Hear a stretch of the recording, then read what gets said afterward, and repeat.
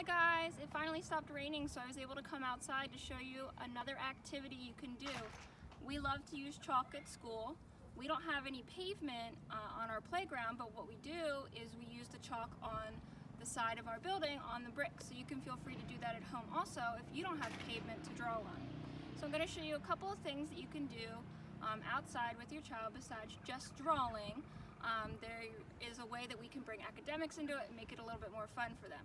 So this is one of my favorite things to do when we start out is have your child lay down, and you'll trace the outline of them as they're laying, and then you can have your child and help them draw different things, like here are my pants, and there's a t-shirt for me. You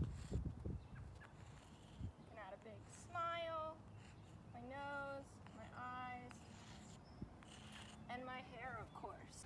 So once your child's done decorating their self-portrait, you can also trace their body again, and they can make different community helpers that have been really helping us during this time, like doctors, nurses, people working in the grocery stores, people making deliveries, just as a nice thank you to show them that you appreciate them. We can also work on tracing. I know that your OTs have probably been sending you a lot of information on being able to write and draw shapes, so we can do that outside with the chalk. So what I did here is I drew trace lines for a triangle, and you can have your child trace over the trace lines to practice. You can take it even further besides just shapes. We can put simple shapes together to make things like a house. So your child can trace the house and then add things like a door and a window and a chimney to the top. We can also work on writing our name. So you see here I wrote my name, Jen, the same way that we did our tracing of our shapes, and your child can just trace right along.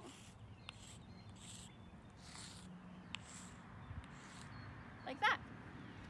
Another thing we can do is you can set up some fill in the letter activities. We've been talking a lot about doing letter activities at home, and this is a fun way you can do it outside. So I just left some blank spaces for your child to come along, and you can help them write it or do the tracing method and have them trace the missing letter or write the missing letter. And last but not least, I have a little activity that actually happened in my neighborhood in March. What we did is something called Stop, Drop, and Chalk. So around my neighborhood, we set up different pictures of things that we wanted the neighbors to try and draw. And you can do this by making a little path at home. You can make them really simple, and this will be a fun game for your entire family to get it on. So the first one we did was draw a circle. This way you can see everybody's interpretation of a circle. Here's my circle. I'm going to draw a little blue circle. And we can see everyone's different circles. We can follow the path along, and you can do a shape. So here's a triangle. I'm going to do a right triangle to be a little bit different from the other triangles that someone else drew. We follow the path again. And we don't have to just do shapes, we can do other things like pictures. Here we have people drew flowers. So I'm going to add another flower.